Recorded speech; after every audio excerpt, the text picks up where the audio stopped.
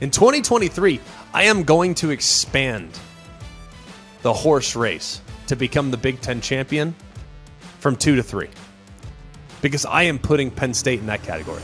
Always College Football with Greg McElroy is presented by AT&T 5G.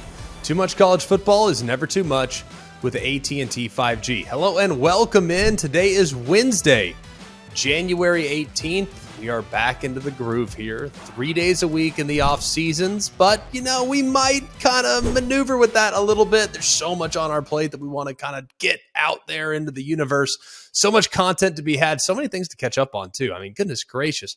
The world of college football continues to spin almost in uncontrollable fashion. Now, we're going to get to all those stories. I can promise you it might not be a place. Look, we don't really break a ton of news here on Always College Football. We just react. So we will get to it as soon as humanly possible. But we're going to continue on today with our series of breaking down some of the top leagues and some of the top programs in those leagues and answer some significant questions. We did the SEC on Monday. Today is the day to start to focus on the Big Ten. We take the two big bad wolves out of the way, and then we'll get to the Big 12 on Friday. We'll get to the ACC, the Pac-12, and the Group of Five next week as well. So there's a lot that we need to look forward to here as it relates to the Power Five. Big Ten's up today. Who are some risers? What does it look like at the top? Is it a 2-horse race, or is it potentially a 3-horse race in the Big Ten? What about this being the last year for divisions? What about a team that we might be a little bit concerned about? All those questions are going to have answers, and we're going to get to them right now because we don't want to waste any time. Now it's time for Let's Talk About It, presented by AT&T 5G.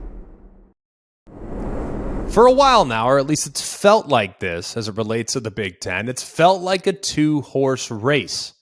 But is 2023 the year that we need to potentially expand our horizons just a little bit to include Penn State, given what they have returning? Let's go through the rosters. Let's start at the top. Right now, a lot of people are if you look through kind of the way too early top 25s, they're like, well, some have Michigan, some have Ohio State. I'm kind of indifferent on the order because both have significant question marks. I mean, both also have a lot of things to be excited about that are returning. But since they won it last year, since they were the top dog in the Big Ten the last 2 years, let's start with Michigan. Let's look at what they have coming back. They returned 6 on the offensive side, 8 on the defensive side. But when you look at some of the losses on the defensive side, there are some that are fairly significant. Like you might sit there and say, well, 8 are returning. They're going to be great. Yeah, but Mozzie Smith, Mike Morris, a few other guys there on defense that are pretty dang legit. And then offensively, you think, well, return 6, bring back your quarterback, bring back Big Corum. Got to be feeling pretty good about what they're looking like offensively. How could you not? Young quarterback, probably going to take another step. You have what I think was, a Heisman contender in Blake Corum that decided to return. Yeah, all that's true, and having skill position guys is excellent, but personally, I kind of like the beef up front when it comes to Michigan. That's kind of what's made Michigan who they are. And so to lose Oluwatimi is significant. To lose Ryan Hayes is significant. To lose Schoonmaker at tight end, who obviously is a playmaker.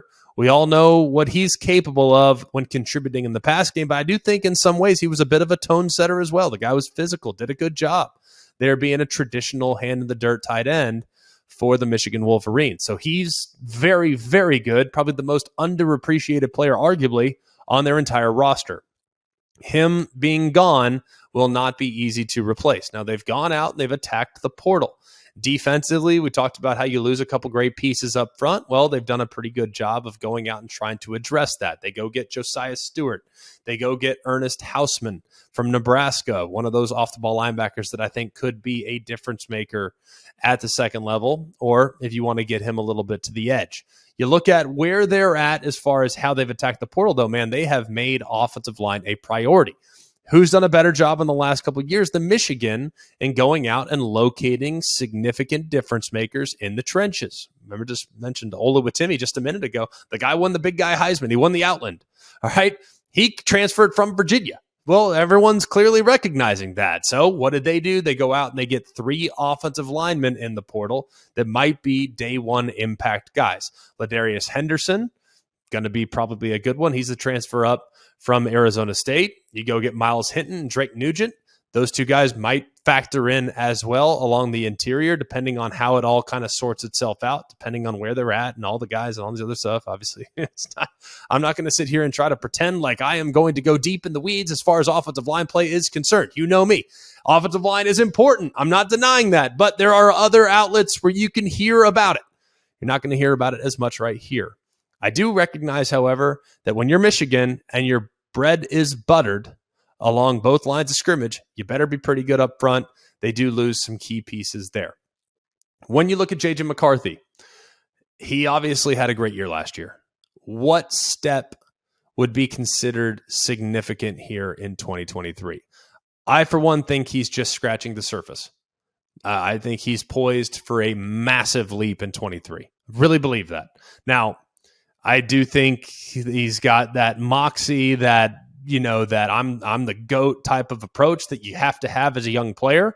But we've seen that thing go sideways a little bit too if a guy doesn't continue to stay within the system. But I do feel like this is a player that can shoulder the load and can elevate his impact even more significantly. Now he's going to have to do so without Ronnie Bell, going to have to do so without the aforementioned Schoonmaker. But either way, they should be in pretty good shape as it relates to marrying up the run game with the pass game. We know they're going to run the football. That's who they are. Michigan ain't changing.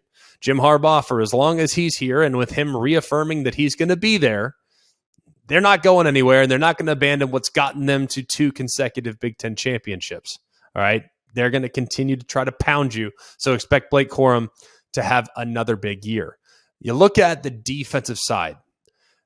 I do think Turner, and given the fact that Morris was the Big Ten defensive lineman of the year, those 2 guys being significant losses, not going to be easy to replace. But you look at the culture and the foundation that has been laid, plus the additions that I already mentioned in the portal, they're probably going to have some guys that help immediately. And you look at Stewart just by himself, Josiah Stewart, who I referenced earlier as far as portal additions, 12.5 sacks at Coastal Carolina in 2021. So maybe he can be an immediate take over the game type of defender along the defensive line. So a lot to be excited about with Michigan. However, I think my biggest concern was along the offensive line. They've done an adequate job of replacing those pieces, but there still remains a couple question marks. Let's go to the other big bad wolf in the Big Ten East. That would be the Ohio State Buckeyes. CJ Stroud's gone. Shocker. Both tackles are gone in Paris Johnson and DeJuan Jones, both of which look really good and at times played really good, but we're a little bit inconsistent from time to time. You also lose your right guard in Matthew Jones. And on the defensive side of the football, you had some impact departures as well. Teron Vincent, their defensive tackle, is a really good player. Zach Harrison's been around for a long time. He's an excellent player. And you lose Ronnie Hickman there in the back end. Now they have gone out. They've addressed a couple of those needs in the portal. And you look at what happened last year. They went toe-to-toe with the best team in America and had the ball on their racket as the clock was winding down. You actually, in some ways, had they not butchered the final end of the game sequence, the 3 plays that led to the Ruggles 50-yard field goal, you might have had a more manageable and more makeable field goal that would have actually given you a chance. And if you win that game, is there anyone out there? Tell me if you are. Raise your hand if you are. Do you think that Ohio State would have lost to TCU? Because I don't think they would have. I think they were this close to potentially winning that elusive national championship. You have to, of course, do so without a couple of star players in the process. Yes, you lose Jackson Smith and Jigba, but what? Did he have 30 yards last year? I mean, how many yards did he have? No impact whatsoever. You bring back 2 of the best in America, and Emeka Egbuka and Marvin Harrison Jr. Plus, you know there's a handful of great players waiting in the wings at Ohio State, ready to step up in the absence of one of those 2 individuals. For instance, Jackson Smith and Jigba, everyone making him out to be, oh, this guy's the best thing since sliced bread. He's going, he's by far the best dude going. He's going to be just fine. All this other stuff. Great. But what happened when he was lost for the season? In stepped Egbuka. Didn't skip a beat whatsoever. Now, who's going to replace CJ Stroud? Here's the question I would ask you. A lot of people very concerned about this, self included. How could you not be? CJ Stroud was a terrific football player and did a lot of great things in a Buckeye uniform. But tell me this, when was the last time Ohio State had a liability at quarterback? And just out of sheer curiosity. It's almost got to the point now where Ohio State and that offense in particular, plug and play, man. I'm not saying that, you can just have an average dude out there that's not good and still put up big numbers. No, but think about who's surrounding him in the supporting cast. Think about the stars that they have at wide receiver and all the stars they have at running back and all the great productivity that returns. They're going to be just fine at quarterback if you just stay within the system. And you think about CJ Stroud, there were some moments, especially in his first year as a starter, maybe it's a little up and down, maybe that first half against Indiana, maybe the first half against Minnesota, not Indiana, Minnesota, the first game of the year. Maybe he looked a little shaky, but goodness gracious, I mean, they're going to be fine at quarterback. So I really, as crazy as it sounds, I don't care if it's Kyle McCord. I don't care if it's Devin Brown. I just don't care. As long as Ryan Day's calling the plays, as long as they still have the weapons that they have, they're going to be just fine. A lot of people saying, well, what about the offensive linemen? What about losing those guys that might be potentially drafted in, the first round, what have you? Get that? Concerning. But I do think their offensive line can probably, first of all, I thought the group was overrated last year anyways. And secondly, I think their offensive line just needs to get in the way. They let the playmakers make plays. And they don't need to have some big physically imposing group. They're not Michigan. They are different than Michigan. So just don't be a liability and you'll be just fine. So I'm not going to spend a ton of time worrying about what they lost on the offensive side, especially along the line of scrimmage. On the defensive side, that's where I'm a little bit concerned. Not that they had a bad year by any stretch. There was progress. There was growth shown this year. There was. But I still think when I think of the best Ohio State football teams, and you guys think back, man, 2014, 2015, in some ways you can maybe say 2017, whatever. You know what I'm saying. Think about the best Ohio State football teams, 2019, whatever. They had major game wreckers along the line of scrimmage. I mean, game wreckers along the defensive line. Most notably guys named Bosa, but other guys as well. I mean, game wreckers along the defensive line. 17, maybe not so much, but still game wreckers across the board. Those guys are a little bit fewer and farther between than they were at one point. Now, Zach Harrison always had the upside. He's gone now, but he always had the upside. Just never really put it all together every single snap of every single game of every single season. Just for whatever reason, just didn't ever come together as consistently as I would have liked. Now, very optimistic about Jim Knowles' system, growing, continuing to be aggressive. Very optimistic about where they're going and the progress that they made. But I would still like to see their personnel along the line of scrimmage play at an insanely high level. I also think in the back end, they're not what they once were. Remember, we're always going to measure teams based on what they've been in the past. Where is Ohio State relative to where they've been in the past? Because last I checked, they don't have two dudes that are going to get drafted in the top 10 out at corner right now. Maybe someday, but not right now. So cautiously optimistic, but still questions do to a certain extent remain.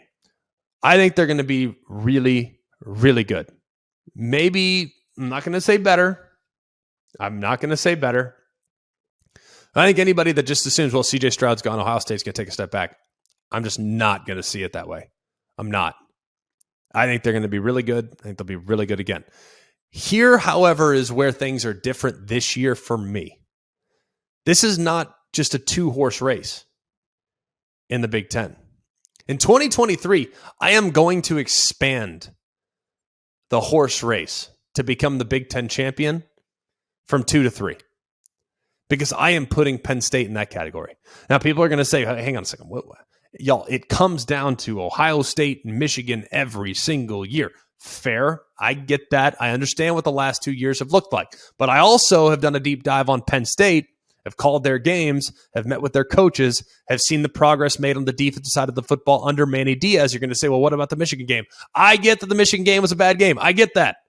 I saw that too. That tape, if I were Manny Diaz and any member of that Ohio State defense, I would bury it in the backyard. That tape is gone.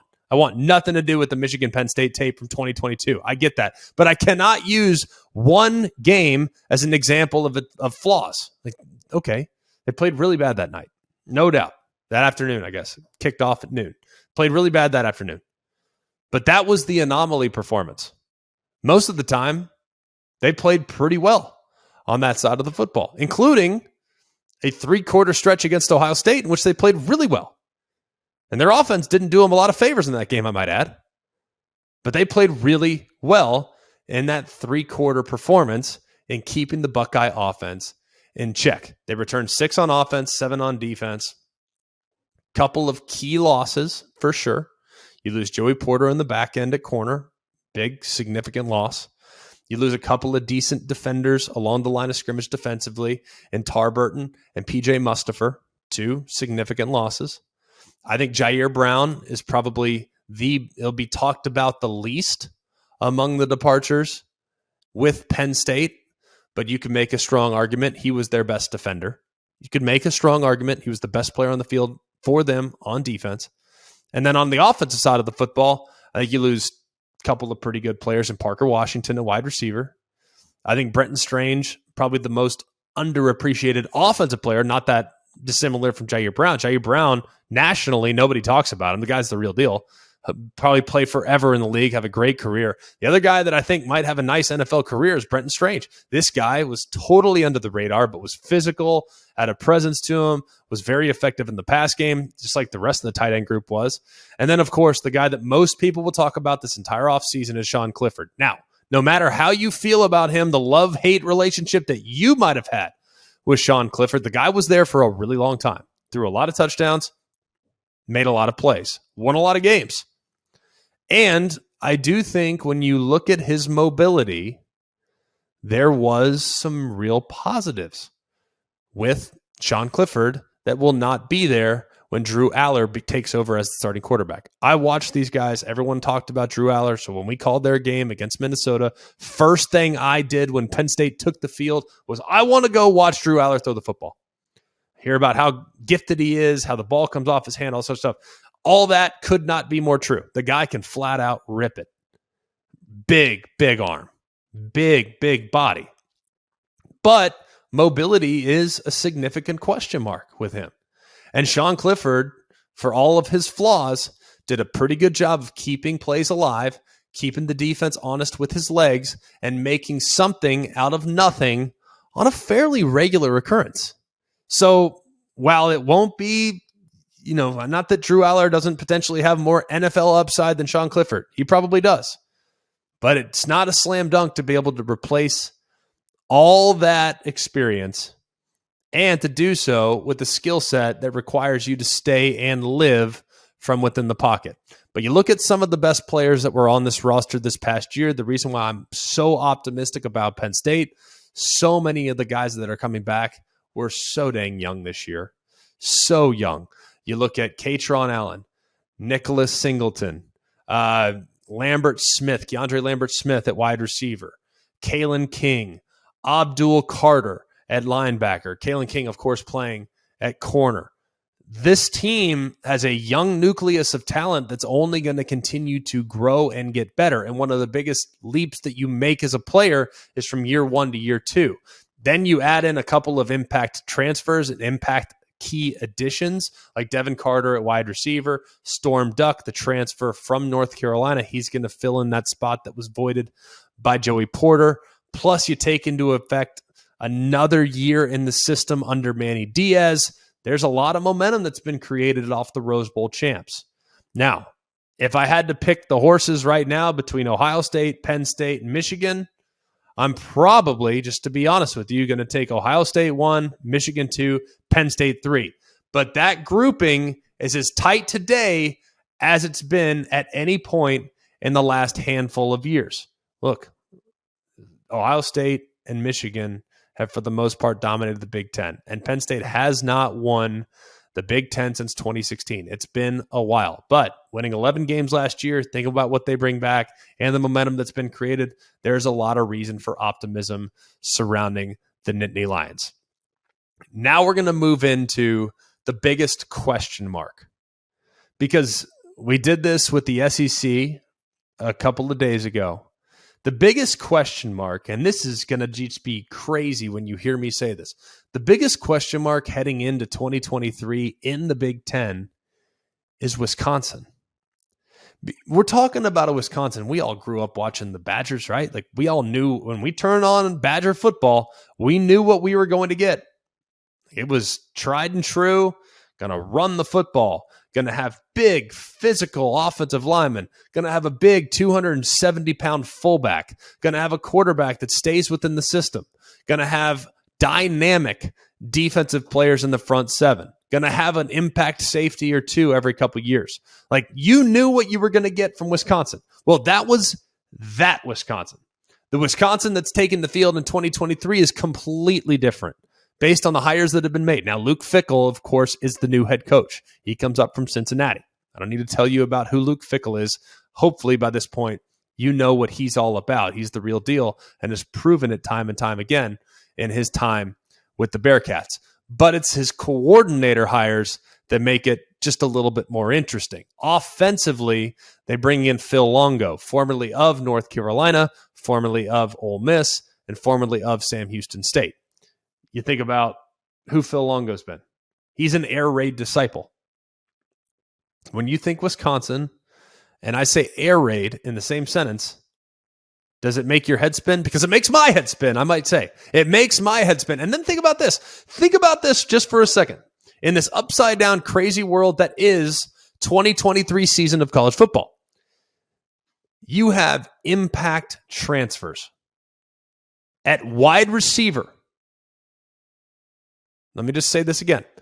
Impact transfers at wide receiver that are going from USC, Southern California, to Wisconsin.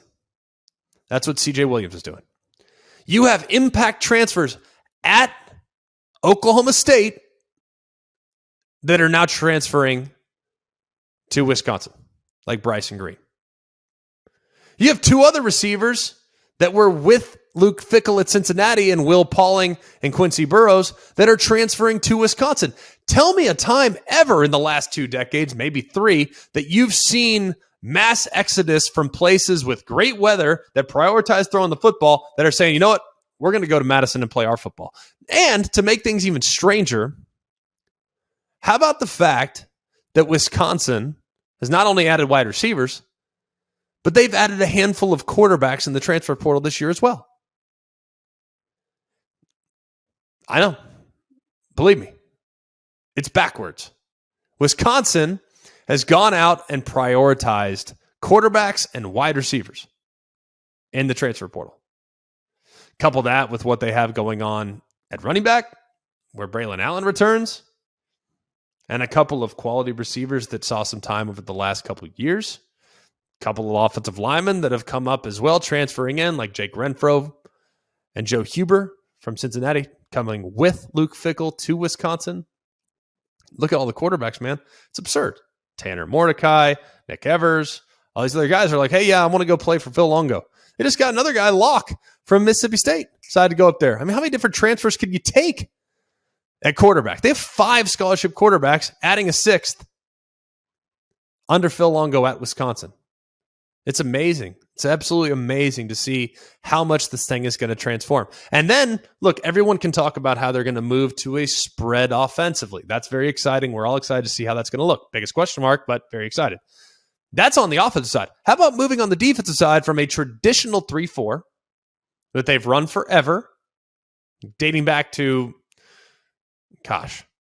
J.J. Watt and all these other folks, like back in the early 2000s, like a 3-4. That's what you're getting. You put on Wisconsin, you're getting traditional 3-4. Simple as that. That was obviously under Jim Leonard and the previous regimes before him. Well, now Mike Tressel's coming in. And his backbone has been the 3-3-5 defense, made popular by TCU. Their And Joe Gillespie this past year, everyone started to talk about, 3-3-5, 3-3-5. Well, everyone's talking about the 3-3-5. It's the defense du jour in college football. Well, that's what Mike Tressel wants to major in. Is that what he's going to major in at Wisconsin? One would assume. Very different looking defense than what we've seen from Wisconsin in years past. So they are the biggest question mark by far heading into the 23 season. Not because we don't know if they're going to be good, just because it's crazy to think that we're going to live in a scenario in which they're going to be running 10 personnel. I digress. Other things of significance. We talk about teams that we're concerned about. Talk about coaches under the most heat. Coaches feeling the most pressure. Well, guess what? I can answer all those questions right now with one team. That's the Michigan State Spartans. And it's partly because I think after what we saw in 21, Mel Tucker comes in, goes 11-2, wins a New Year's Six bowl game, signs a massive contract. Now, year 3, you're expecting a significant step up. Everybody's sitting there saying, hey, man, they're plug and play. They're portal happy, man. Everybody in the portal wants to play for Mel Tucker, wants to go be a part of the Spartans, wants to go and do what they're doing, continue on what they've already accomplished. That's great. I agree with all that. There was a lot of reason for optimism after year 2. No denying that. But now, Mel Tucker, if he has another substandard year, he's going to fall under the same umbrella as a Jimbo Fisher. Like, well, what has he done to earn that money? Why is he getting paid so much? Are they going to buy him out? Like, all that negativity that you hear about Jimbo is soon going to be levied onto Mel Tucker, and it's going to be fair. It's going to be reasonable because there are some question marks after a 5-7 season that saw the team go up and up and up and up and down and down and down and down. They went all over the place this year. I mean, some really good moments. I mean, some solid moments. I mean, a couple of good wins, obviously. Beat Wisconsin, beat Illinois. I mean, it wasn't all for naught here in 22. But think about, you go 5-7, a couple good wins that I just listed. You also have a couple of wins against MAC teams. So... And then you had the situation in the Michigan tunnel. Like, just the whole year was just negative around Michigan State. And if you rely heavily on the portal, and I have this theory, and you might agree with me, you might disagree with me. I have this theory that if you rely too heavily on the portal, that if things start to go a little sideways early in the season, guys will jump ship. I really believe that.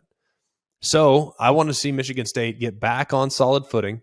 Another year where they miss a bowl game would be very disappointing, but they're the team at this point that I am most concerned about. They're the team that I think still has reasonable expectations, and if they underachieve, then we're going to start to hear the boo birds come out for not just Michigan State, their players, their team, but people are going to start to get really concerned about the long-term health of the program if Mel Tucker continues to go about putting his roster together on an annual basis the way he has in the last couple of years. Another team that I'm a little bit concerned about right now, even though you look at their record, you feel good about where they finished, 8-5, 5-4 in the Big Ten, but it's the Iowa Hawkeyes. I'm a little bit concerned about them. I mean, yes, all right, fine. You lose some great players on defense, right? You lose Jack Campbell. You lose Riley Moss. You lose Kayvon Merriweather. You lose Lucas Van Ness. You lose John Wagner. You lose a lot of great players on the defensive side. But on the offensive side, you lose Arlen Bruce, you lose Sam Laporta. They've tried to go out, they tried to attack this. They went out and they got Cade McNamara from Michigan. I think that's a good addition. Will be a significant upgrade at quarterback compared to what they've done in the past. You go get Eric All, also from Michigan. He's an excellent tight end that I think could potentially play a fairly significant role. Seth Anderson transfers in as well at wide receiver. You look at their offense, there's some reason to think, all right, well, maybe they're going to be significantly better than they were last year. Well, they were 130th last year. So there's only one direction to go. And I want to see them start to move. Look, you can be traditional. There's nothing wrong with being traditional.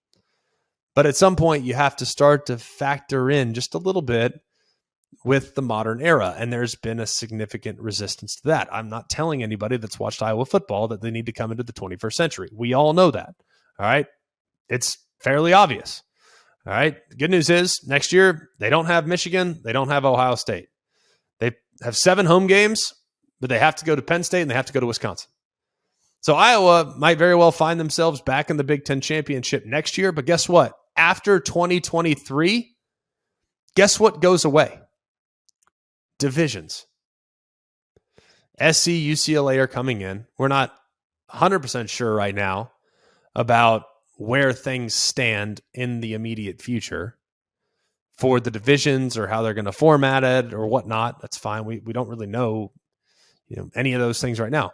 But if you want to kind of look ahead, how can you not be concerned about Iowa? Because they would perennially be in contention there in the Big Ten West. Well, when you get rid of divisions and you're having to go up against Penn State, Ohio State, Michigan State in a year in which they rally up, maybe Maryland, Wisconsin, all these other programs that have had equal, if not more significant success to you in the last 15 years, when you're having to play against teams that can match you and exceed you in personnel on an annual basis, and the race is against Michigan to get to the Big Ten championship as opposed to being against, say, Northwestern to get to the Big Ten championship, think about how much harder that job gets.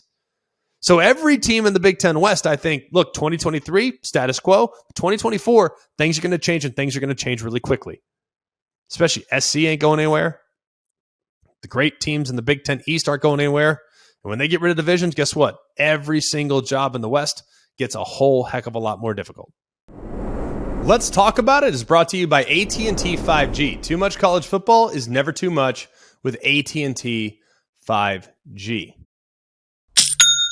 It's the sound to start selling on Shopify, packed with industry-leading tools ready to ignite your growth. Shopify gives you complete control over your business and your brand without having to learn any new skills in design or code. Now, it's your turn to get serious about selling and try Shopify today. Sign up for a $1 per month trial period at shopify.com/ACF, all lowercase. Go to shopify.com/ACF to take your business to the next level today. Shopify.com/ACF. All right, great breakdown into the Big Ten. Kind of hit some of the treetop topics that are front of mind as we head into the offseason. You Nebraska fans that are sitting here rolling your eyes saying, why did you talk about us? Y'all, there's way too many unknowns right now about Nebraska. We're going to get there. I promise. We're going to get there. Give me a week or two. Give me 2 weeks or two. Let's see the portal settle. Let's see Matt Rhule finalize his staff. We'll see all that stuff, and we'll start to break down these teams individually at length. We're going to get there. There's plenty of time to get there. But like I said, I kind of include Nebraska in my final topic of discussion. There's reason to be concerned a little bit if you're in the Big Ten West right now. Why? Because it hasn't been outrageously difficult to find your way into the Big Ten championship. Just hasn't. And it's not negative. It's not a knock on Iowa, Northwestern, Minnesota, Wisconsin, Nebraska. It's not a knock on any of those programs, Purdue, but it's been easier to get to the top of the mountain when you're going through that gauntlet as compared to the gauntlet that, say, Maryland has had to go through in recent years. Maryland's like, man, the week that I have off is like, we got to play, a down Michigan State who can beat anybody in the Big Ten if they have their A game. So it's just, I think there is not a league in college football that has been more outside of maybe the ACC, but there has not been many leagues in college football that has been as dominated by one specific side of the conference. The Big Ten East has dominated. Y'all, they've won 9 consecutive Big Ten titles. The last Big Ten West team to win the Big Ten was in 2012. That was Wisconsin. It's been a minute. And it's partly because of the talent, I guess, or lack thereof, that populates those states. The Big Ten West has a difficult time. You look at Iowa, you look at Nebraska, you look at Minnesota, there are far fewer Division I high-level Power 5 players playing high school football in those respective states than there are in, say, Georgia or Ohio or North Carolina, Either way, it's just a more difficult gig. Now, NIL should help them because every single one of those states loves their college football. But I think it's going to get a little steeper for the Big Ten West, at least in the near future. The good news is I do think they've done a really good job of going out like Wisconsin has, like Nebraska has, of going out and hiring coaches that know how to do more with less. And if they can continue to make that a priority, then they should continue to have a very impressive and consistent productivity and win-loss production over the course of their respective tenures. So that'll do it for us here on a Wednesday edition of Always College Football. Our discussion on the Big Ten will never stop. We'll always continue to dive in. It's a great league. Will they continue to be, at worst, number 2 in college football? I do think the gap, especially the way people are kind of perceiving it right now, that everyone thinks the SEC's gap between the Big Ten is so significant. Sure, maybe in the middle or maybe even at or near the bottom of the league. Sure, I can understand that sentiment. But I can tell you this much. Ohio State, as proven by the Peach Bowl, they can go with anybody. Michigan, I know they didn't play well out there in the Fiesta Bowl in the semifinal against TCU. I still believe that Michigan can go with anybody. Penn State, as we saw earlier this year, absolutely smoked the Auburn Tigers. So these teams at the top, I really believe the Big Ten at the top is as good as anybody in college football and will likely continue to be here in 2023. So that'll do it for us. Mark Kubiak, Jack Foster. I'm Greg McElroy. This has been Always College Football with Greg McElroy, presented by AT&T 5G. Too much college football is never too much with AT&T 5G. Hey guys, it's Greg McElroy. Thanks for watching Always College Football. Make sure you like, rate, and subscribe to ESPN's YouTube channel and wherever you listen to your podcasts.